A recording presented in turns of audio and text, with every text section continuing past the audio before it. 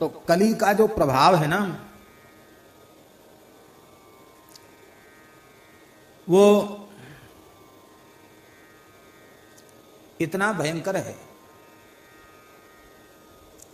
अपने कटक के सहित, अपनी सेना के सहित जब ये चढ़ाई करता है ना, तो उस समय कोई भी साधन इस जीव के काम नहीं आता। इसलिए काम नहीं आता कि नारद जी का पद्म पुराण में वचन है, कलि दावा नले नाद्य साधनम भस्मतांगतम।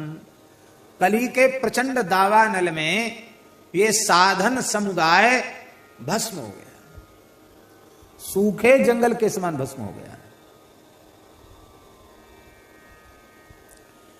ऐसी अवस्था में केवल राम नाम रूपी अग्नि ऐसी है जो कलयुग की, उस कलयुग के उस जाड़े से बचा सकती है। अब देखो, जाड़ा थोड़ी समाप्त होता, जाड़ा तो रहा था, सर्दी तो रहती है, सर्दी खत्म नहीं होती, आग जलाने से सर्दी थोड़ी खत्म हो जाएगी। पर जो अग्नि का सेवन करेगा, अग्नि के निकट बैठेगा, उसका शीत अवश्य निवृत्त हो जाएगा।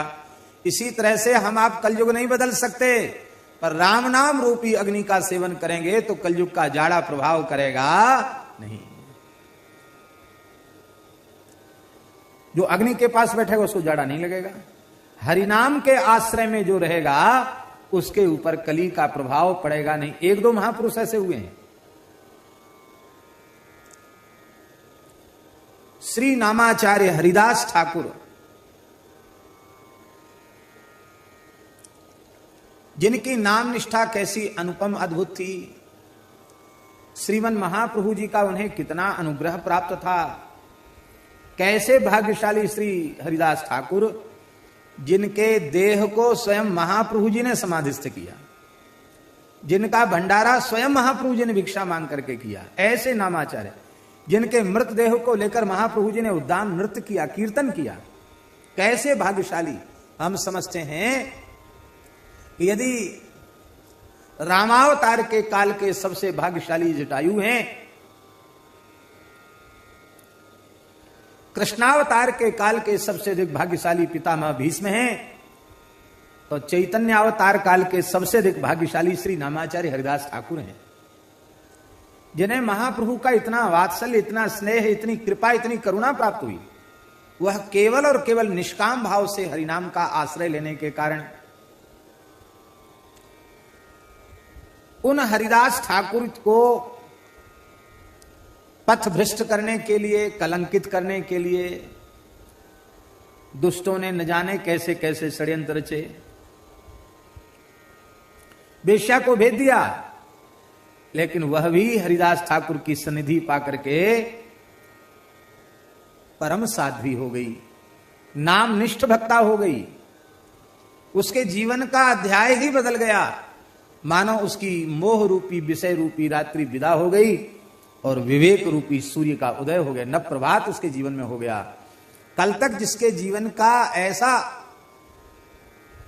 एक पक्ष था और अब वह दूसरा ही पक्ष हो गया। यही बात गोस्वामी जी ने कही, चहु जुग चहु श्रुति नाम प्रभाऊ।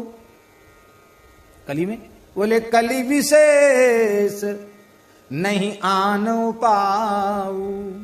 कलयुग में विशेष इसलिए है कि नाम को छोड़ करके दूसरा कोई उपाय तो बहुत हैं, पर युग की भयंकरता के कारण सारे उपाय किसी न किसी दोष से ग्रसित हो गए हैं।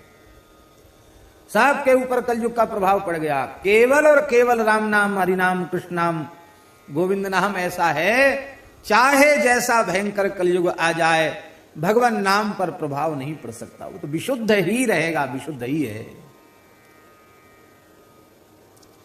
चेतो दर्पण मार्जनम भव महादावाग्नि निर्वापणम श्रेयः कैरव चंद्रिका वितरणम विद्यावधू जीवनम आनंदाम्बुधिवर्धनम प्रतिपदम पूर्णामृता स्वादनम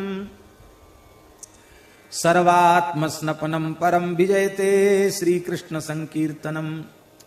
तो कलयुग राम नाम के प्रभाव से, डर से भाग जाएगा। और क्या होगा? बोले राम नाम के प्रभाव से आप में पात्रता नहीं है, योग्यता बिल्कुल नहीं है, पढ़े लिखे ही नहीं, समझ ही नहीं है।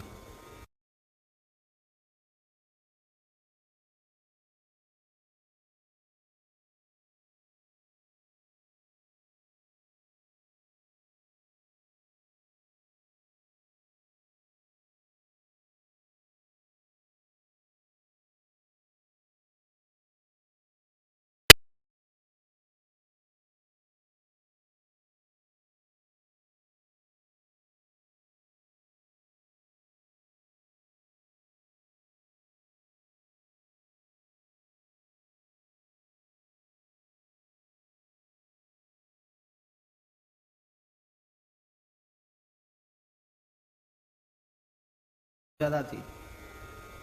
रसोई में साधु तो होना ही चाहिए, विप्र कुलोत्पन्न भी होना चाहिए, दूसरे व्यक्ति का प्रवेश नहीं।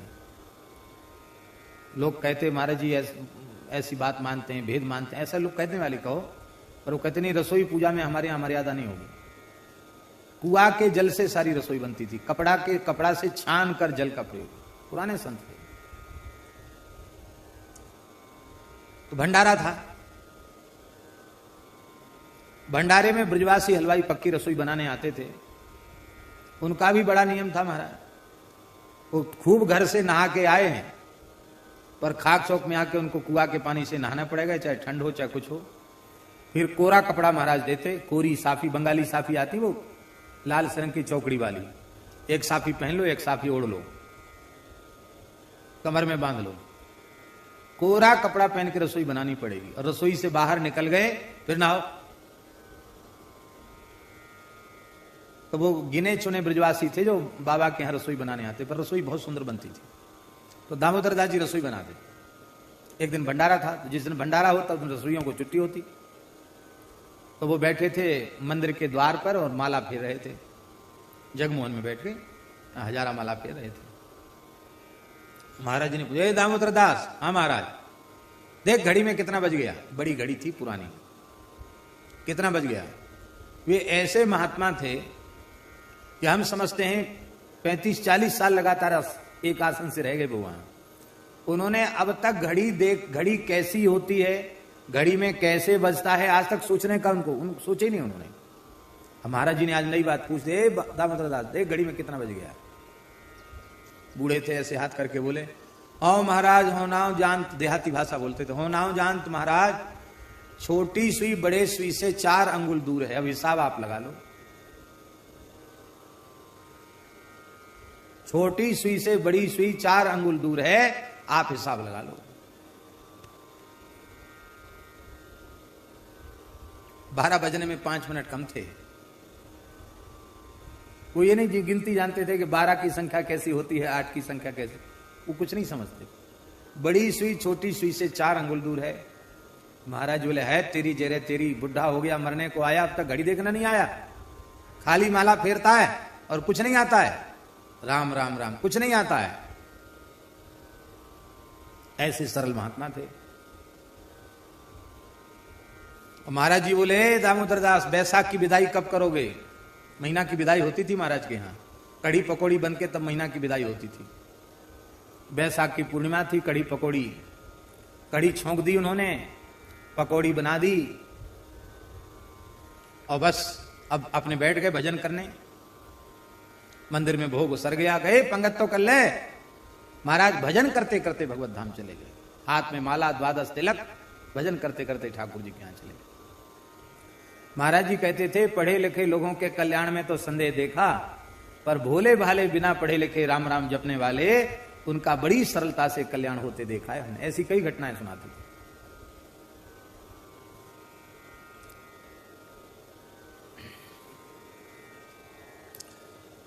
कुछ नहीं जानता है, केवल और केवल श्री राम नाम को जानता है, तो राम नाम के प्रभाव से वैराग्य भी अपने आप प्रकट हो जाएगा, योग भी प्रकट हो जाएगा, जप तप आदि सारे सद्गुण अपने आप जागृत हो उठेंगे। इतना ही नहीं,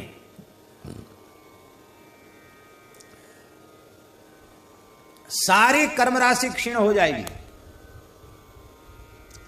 विधाता ने जो उल्टा पलटा कुछ तेरे कपाल पर लिख दिया है, और राम नाम के प्रभाव से अनुकूल फल देने की सामर्थ्य तो विधाता की लिपि में रही आवेगी, लेकिन जो प्रतिकूल कुछ लिख दिया है विधाता ने ललाट पर, वो प्रतिकूल फल देने की सामर्थ्य विधाता की लिपि में भी नहीं रह जाएगी।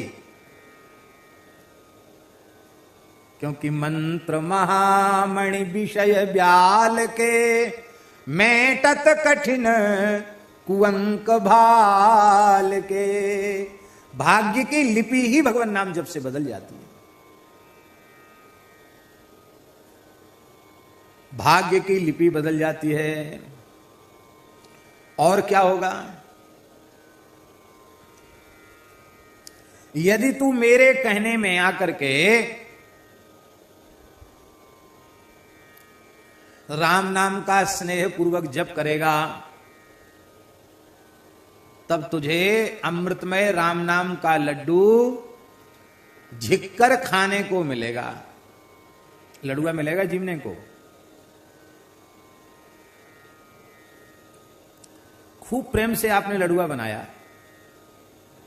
राजस्थान में तो चूरमा के लड्डू खूब बनते हैं, तरह तरह का चूरमा बनता है राजस्थान में। और हमारे महाराज जी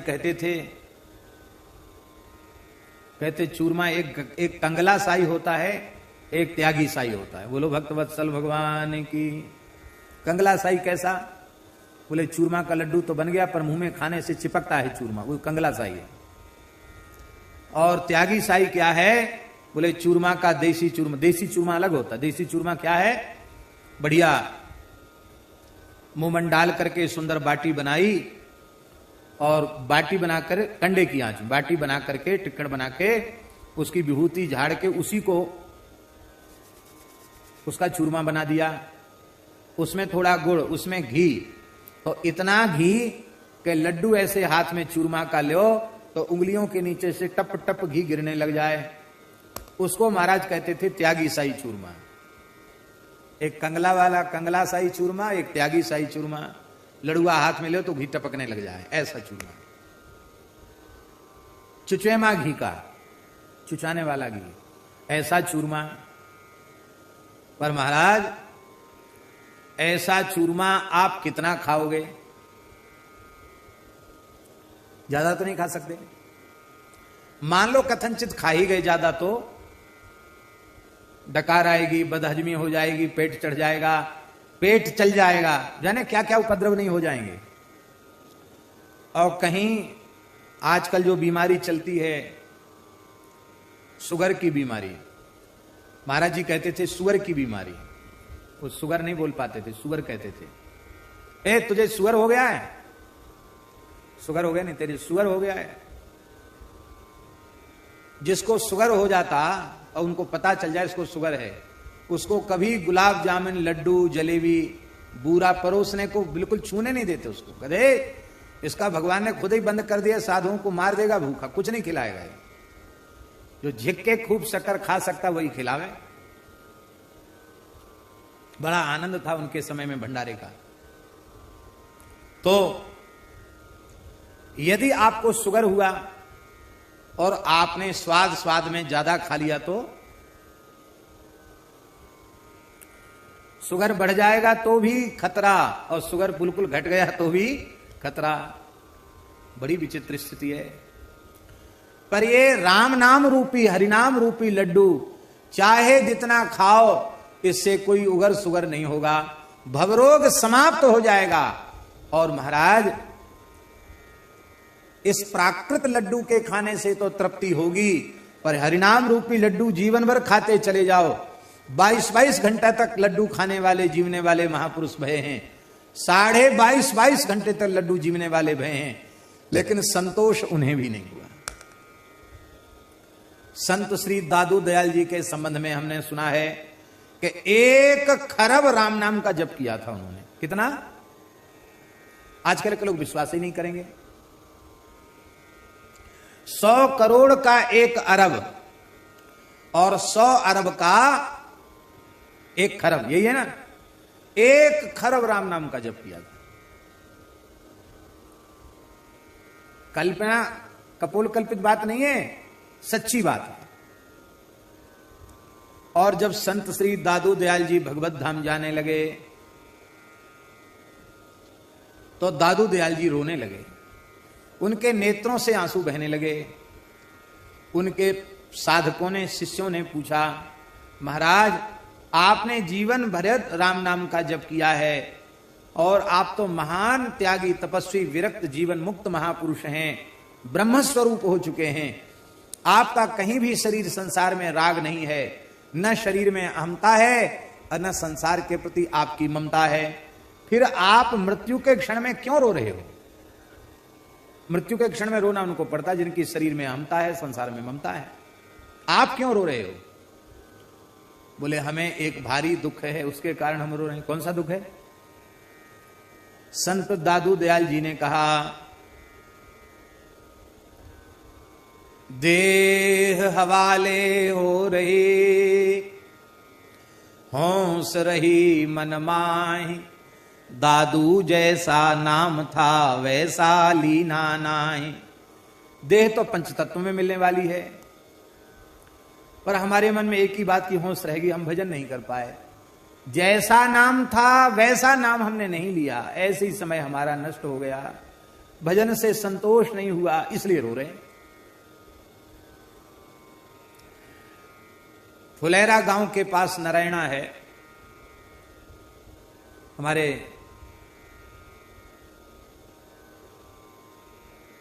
एसडीएम जी जहां के हैं, तो हम वहां नारायणा गांव गए, दादू दयाल जी का स्थान। तो उस कोठरी में, जिस कोठरी में दादू दयाल जी भजन करते थे, कितनी बड़ी कोठरी है हमारा,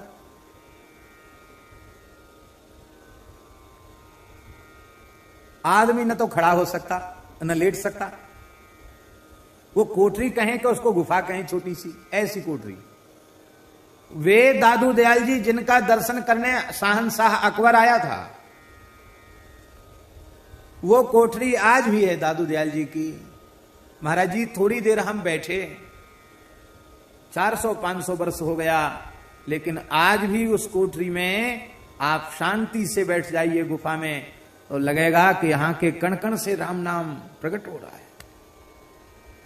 आप थोड़ा अंतर्मुख होकर बैठ जाइए, चित्त की वृत्ति स्वाभाविक रूप से शांत हो जाती है, स्वाभाविक रूप से नाम में मन लगने लग जाता है। ये क्या है? ये जिस स्थान पर संत ने बैठकर राम नाम किया, उस स्थान का प्रभाव, उनके द्वारा किए गए भजन का प्रभाव उस स्थान में आज तक व्याप्त है। रोम रोम से भगवान नाम प्रकट होने लग जाता है। कल जिन संत का हम दर्शन करने गए थे, श्री दुधिया बाबा, उन्होंने एक महान संत का, कई संतों का स्मरण किया। उनमें उन्होंने एक राधे श्याम बाबा का स्मरण किया, झाड़करी जंगल का स्मरण किया, राधे श्याम बाबा का स्मरण किया। उन्होंने श्री राधे श्याम बाबा ने झाड़करी के जंगल में 56 वर्ष, महाराज जी 1 वर्ष 2 वर्ष नहीं, कितने वर्ष, 56 वर्ष झाड़करी के जंगल में एक स्थान पर एक जगह रह करके और 1 दोना छाछ पीते थे महाराज जी। 24 घंटे में 1 दोना छाछ और इतना सा गुड़, बस ये ही आहार था और कोई आहार नहीं था। 56 वर्ष तक उन्होंने नाम जप किया। कितने वर्ष तक, कितनी संख्या में किया? 1 अरब महामंत्र का जप किया, 1 अरब की संख्या में। और वो उनकी गिनती भी अलग ही थी। हरे राम राम राम हरे हरे, हरे कृष्ण कृष्ण कृष्ण हरे हरे, इसको 16 गिनती नहीं किया उन्होंने, 1। हरे राम राम राम हरे हरे, हरे कृष्ण कृष्ण कृष्ण हरे हरे, 1। इस प्रकार की गिनती से 1 अरब महामंत्र का जप किया। कल बाबा कह रहे थे कि आज भी वहां शुद्धात्मा से कोई छाछ लेता है और छाछ भोग लगाता है, तो आज भी वह कदम के पत्तों में दोना आ जाते हैं। उन्होंने एक बार मन में मनोरथ किया राधे श्याम बाबा ने कि ठाकुर जी के लिए कदम के पत्ते के दोना बन जाते थे, और उनमें ठाकुर जी छाछ पीते थे। कितना वो कदम का पत्ता इतना सा होता है, दोना कितना बनेगा, इतनी सी दोनी बनेगी, 2-4 तोला छाछ आएगी, ऐसा उनके मन में आया। तो महाराज वो भजन कर रहे थे, उन्होंने देखा पेड़ के ऊपर, तो कदम्ब के पत्ते में इतने बड़े बड़े दोना थे कि एक एक पत्ते का एक दोना, अपने आप बना हुआ, प्राकृतिक रूप से बना हुआ दोना, जिसमें 3 पाव तक छाछ आ जाए। आप सोचो, आपकी बुद्धि कल्पना कर सकती है कि कदम्ब, देसी कदम्ब के पत्ता में 3 पाव छाछ आ जाए। वे राधे श्याम बाबा जिनको वृंदावन में सेवा कुंज में महाराज का दर्शन हुआ था, साक्षात नेत्रों से महाराज का दर्शन हुआ था महाराज जी। और बाबा का नाम पहले सीताराम दास जी था, डाकोरिया संत थे वो। और राधा रानी आई, नृत्य करते हुए श्री जी आई, और श्री जी ने आकर बाबा के सिर पे हाथ रखकर कहा, बाबा तेने दर्शन कर लिए, अब तू राधे श्याम है जा। श्री जी बोले तू राधे श्याम है जा। और बाबा इसके बाद वहां से बाद गिरिराज जी में आए, तो अपने आप ब्रजवासी उनसे राधे श्याम बाबा कहने लग गए, अपने आप। उन्होंने किसी को नहीं बताया कि राधा रानी हमसे, बाबा तू राधे श्याम है जा। और सबरे ब्रजवासी के बाबा बाबा राधे श्याम, बाबा राधे श्याम। तो बाबा राधे श्याम होके राधे श्याम बाबा है गए।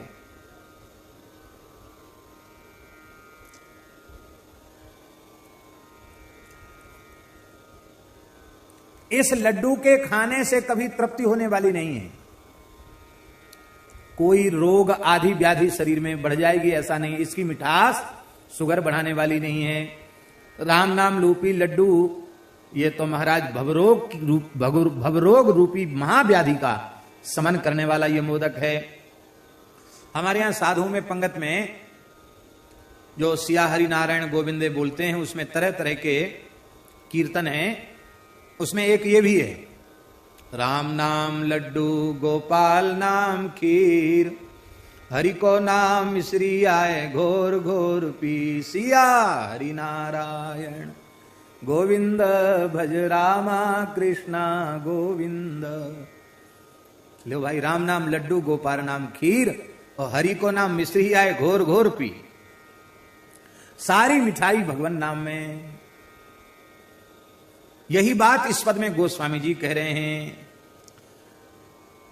बोले राम नाम रूपी लड्डू को प्रेमामृत में, प्रेमामृत रूपी चीनी में पाग करके, राम नाम रूपी लड्डू को प्रेमामृत रूपी शक्कर में पाग करके तू खाएगा तो सदा सदा के लिए तुझे संतोष हो जाएगा। फिर तुझे इन देह गेह में आसक्त विषयी पुरुषों के द्वार पर अन्न धन द्रव्य दक्षिणा इसके लालच को लेकर गृहस्थियों के द्वारों पर भटकना नहीं पड़ेगा। फिर तुझे परम संतोष प्राप्त हो जाएगा। और अंतिम में तो कहते हैं कि कल्प वृक्ष के नीचे जाकर मांगना पड़ेगा, पर राम नाम रूपी कल्प वृक्ष की छाया में बैठ जाओगे, बिना चाहे, बिना मांगे, बिना कहे, बिना किए सब कुछ हो जाएगा। और तेरा परमार्थ भी सिद्ध हो जाएगा। तेरा परमार्थ तो सिद्ध हो ही जाएगा, तेरे स्वार्थ सिद्धि में भी किसी प्रकार की कमी नहीं रह जाएगी।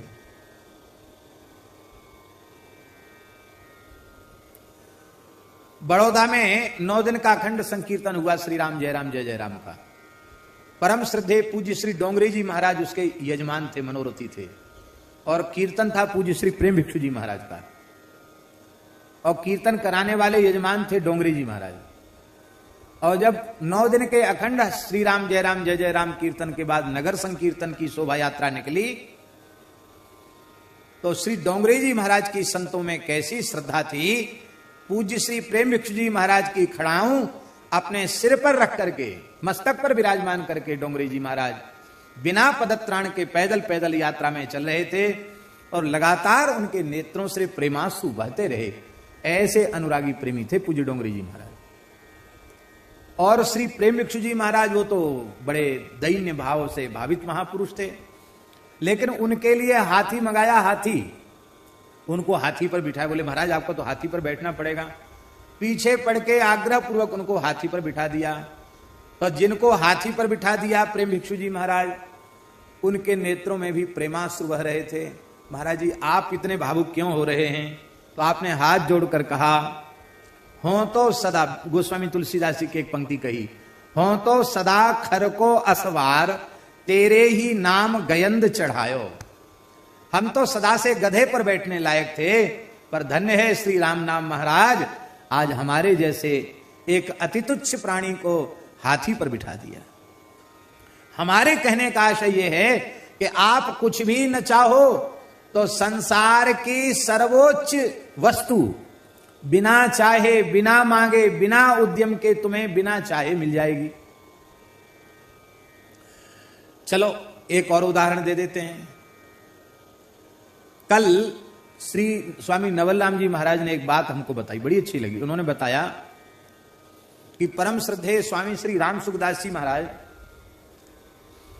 उन्होंने अपने गुरु जी महाराज का जो परम पद प्रयाण हुआ, राम धाम गमन हुआ, तो राम धाम गमन के बाद उन्होंने उनका बड़ा विशाल भंडारा किया, जैसे उत्सव होता है वैकुंठी उत्सव, सब बनाया।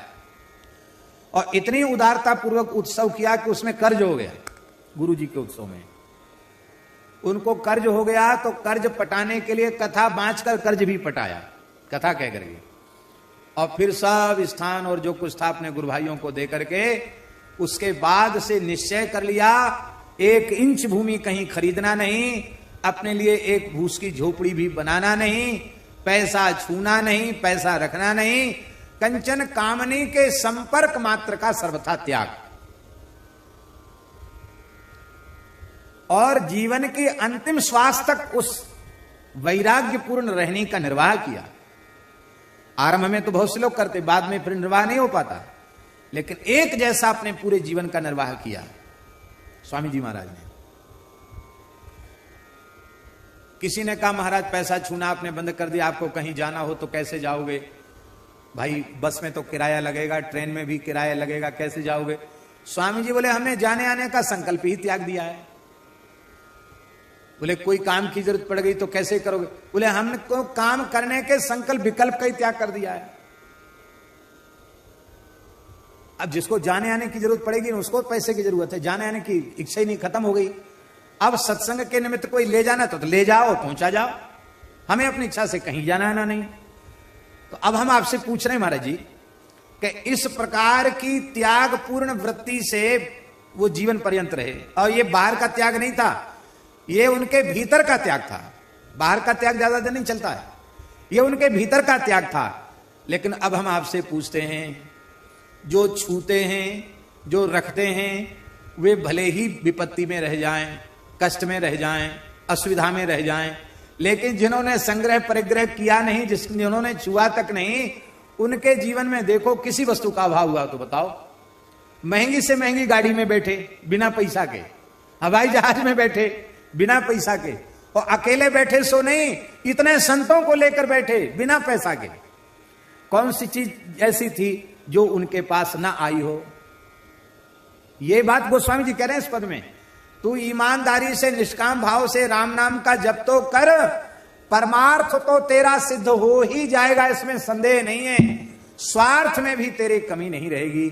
तू जिस योग्य नहीं है, जिस लायक नहीं है, जो तू कभी सोच नहीं सकता था, वह सब श्री राम नाम की कृपा से हो जाएगा। सब कुछ हो जाएगा। इसलिए तुम प्रेम से श्री नाम का आश्रय लो, किसी बात की कमी नहीं रहेगी। ये हमने इस 70वें पद का भाव कहा है। अब पद कह रहे हैं, भलो भली भांति है जो मेरे कहे लागी है। भलो भली भांति है जो मेरे कहे लागी है। मन राम नाम सो सुभाय अनुरागी है। मन राम नाम सो सुभाय अनुरागी है। राम नाम को प्रभाव जान जूड़ी आगी है। सहित सहाय कलिकाल भीरु भागी है। सहित सहाय कलिकाल भीरु भागी है। राम नाम सो विराग जोग जप जागी है। राम नाम सो विराग जोग जप जागी है। बाम विधि भालहू न कर्म दाग दागी है। बाम विधि भालहू न कर्म दाग दागी है। राम नाम मोदक स्नेह सुधा पागी है। पाई परितोष तून द्वार द्वार बागी है। पाई परितोष तून द्वार द्वार दावागी है। राम नाम काम तरु जोई जोई मांगी है। तुलसी स्वार्थ परमारथ न खांगी है। तुलसी परमारथ तुलसी स्वार्थ परमारथ न खांगी है।